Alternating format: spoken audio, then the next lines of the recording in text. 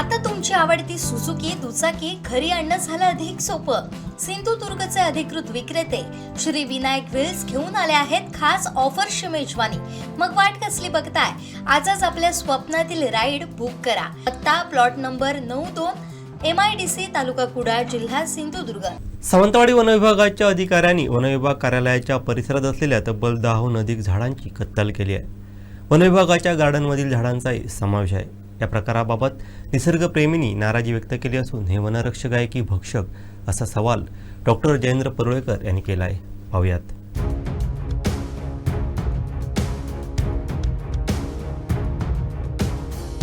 One अधिकारी अशा प्रकारे राजरोसपणं झाडांची कत्तल करत असतील तर न्याय कोणाकडे मागायचा असा सवाल या निमित्तानं उपस्थित केला जात आहे. याबाबत वन विभागाला विचारलं असता परवानगी घेऊन ही झाडे तोडली आहेत. आपण आवश्यक परवानग्या घेऊन झाडे तोडण्याचा निर्णय घेतल्याचं स्पष्टीकरण त्यांनी दिलं. सावंतवाडी येथील वन विभागाच्या कार्यालयाच्या परिसरात गेली अनेक वर्षे उभ्या असलेल्या तब्बल 10हून अधिक झाडांची कत्तल केल्यानं नियमांवरती बोट ठेवून चालणाऱ्या वन विभागाला निसर्गप्रेमींकडून सवाल केले जात आहेत. त्यात उपवन संरक्षकांच्या निवासस्थानाच्या बाजूला झाडांसह परिसरात असलेल्या उद्यानातील झाडांचा समावेश असल्यानं संताप व्यक्त केला जात आहे.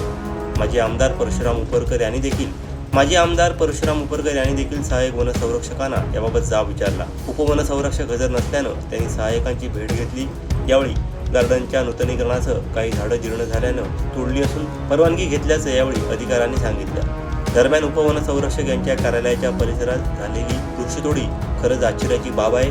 उच्च न्यायालयानं दिलेल्या निर्देशानुसार सिंधुदुर्ग जिल्ह्यातील सावंतवाडी दोडामार्ग या 2 तालुक्यात इको सेन्सिटिव्ह गावातील निसर्गाचं सक्षमतेनं संरक्षण व्हावं या उद्देशानं एक टास्क फोर्स समिती नेमण्यात आली आहे. या समितीचे अध्यक्ष जिल्हाधिकारी असून उपवन संरक्षक आणि जिल्हा पोलीस अधीक्षक हे महत्त्वाचे सदस्य आहेत. संपूर्ण दोडामार्ग तालुका आणि सावंतवाडी तालुक्यातील 13 गावांमध्ये वृक्षतोड बंदीचे कडक आदेश देखील उच्च न्यायालयानं दिलेले आहेत.